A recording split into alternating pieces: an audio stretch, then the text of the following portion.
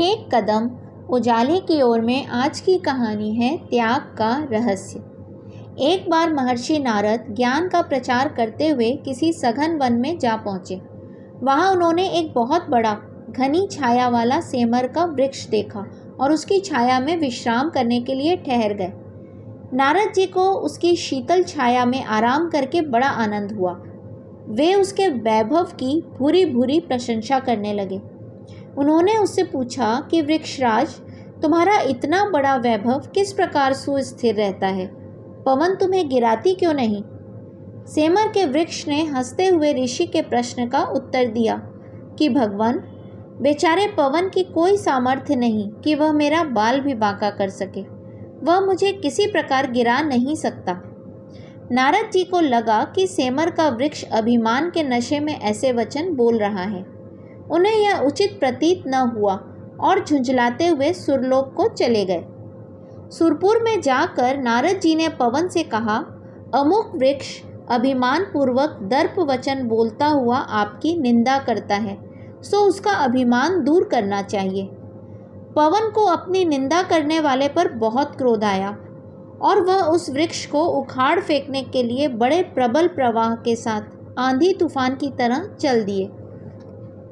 सेमर का वृक्ष बड़ा तपस्वी, परोपकारी और ज्ञानी था। उसे भावी संकट की पूर्व सूचना मिल गई। वृक्ष ने अपने बचाव का उपाय तुरंत ही कर लिया। उसने अपने सारे पत्ते झाड़ डाले और ठूंठ की तरह खड़ा हो गया। पवन आया, उसने बहुत प्रयत्न किया पर ठूंठ को कुछ भी बिगाड़ न सका। अंततः उसे निराश होकर लौट जाना पड़ा। कुछ दिन पश्चात नारद जी उस वृक्ष का परिणाम देखने उसी वन में पहुँचे, पर वहाँ उन्होंने देखा कि वृक्ष ज्यों का त्यों हरा भरा खड़ा है। नारद जी को इस पर बड़ा आश्चर्य हुआ। उन्होंने सेमर वृक्ष से पूछा, पवन ने सारी शक्ति के साथ तुम्हें उखाड़ने की चेष्टा की थी, पर तुम तो अभी तक ज्यों के त्यों खड़े हो, इसका क्या रहस्य है? वृक्ष ने नारद जी को प्रणाम किया और नम्रता पूर्वक निवेदन किया, ऋषिराज, मेरे पास इतना वैभव है पर मैं इसके मोह में बंधा हुआ नहीं हूँ। संसार की सेवा के लिए इतने पत्तों को धारण किए हुए हूँ, परंतु जब जरूरत समझता हूँ इस सारे वैभव को बिना किसी हिचकिचाहट के त्याग देता हूँ और ठूंठ बन जाता हूँ। मुझे वैभव का गर्व नहीं है, वरन अपने ठूंठ होने का अभिमान था। इसलिए मैंने पवन की अपेक्षा अपनी सामर्थ्य को अधिक बताया था। आप देख रहे हैं, उसी निर्लिप्त कर्म योग के कारण मैं पवन की प्रचंड टक्कर सहता हुआ भी यथापूर्व खड़ा हुआ हूँ। नारद जी समझ गए कि संसार में वैभव रखना, धनवान होना कोई बुरी बात नहीं है। इससे तो बहुत से शुभ कार्य हो सकते हैं। बुराई तो धन के अभिमान में डूब जाने और उससे मोह करने में है।